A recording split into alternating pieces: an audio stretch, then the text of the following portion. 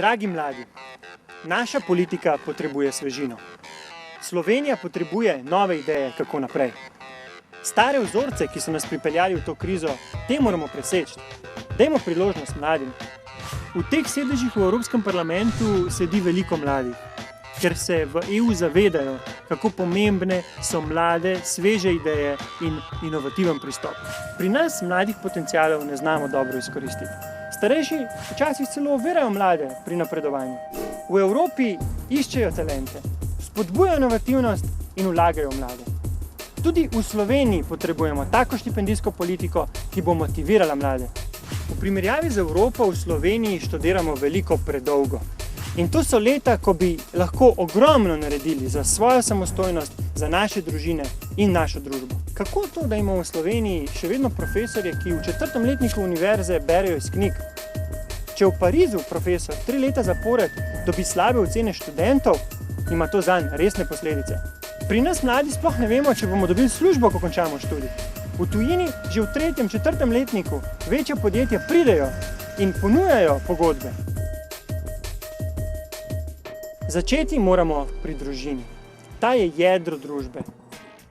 Politika mora biti prijazna do družin. Zato predlagam brezplačne vrtce za vse otroke. Znižanje davkov za družine z več kot 2 otroki. Olajšanje kreditiranja mladim družinam, da bodo lažje prišle do prvega stanovanja. Za mlade pa to, da že po 3 letih dobijo pravico do tega, da imajo redno službo. V Sloveniji se mladim parom bolj splača, da so neporočeni, kot pa poročeni, če imajo otroke, ker tako dobijo več denarja.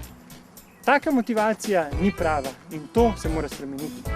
Kot član odbora Evropskega parlamenta za kulturo in izobraževanje bom lahko tudi s pomočjo dobrih praks iz Evrope prispeval k temu, da na teh področjih v Sloveniji skupaj naredimo korak naprej.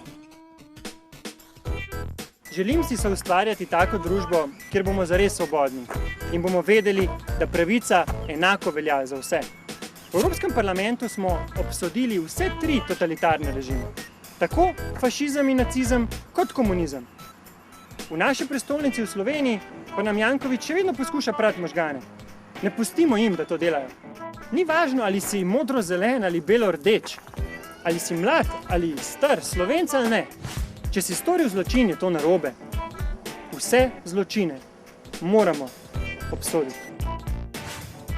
Evropa je za mlade priložnost in na nas je, da te priložnosti izkoristimo. V Bruslju je najbolj pomembno, da si sposoben, aktiven in deloven, da imaš izobrazbo in znaš jezike. Predvsem pa, da imaš dobre ideje in jih znaš predstaviti. Če koga od vas zanima, vam z veseljem pokažem, kako izgleda Evropski parlament od blizu. Obrnite se name na Facebook ali na e-mail. Verjamem, da lahko naredimo Slovenijo še boljšo. Pridruži se mi. Samo skupaj lahko nekaj dosežemo. Želim biti tvoj glas v Evropi.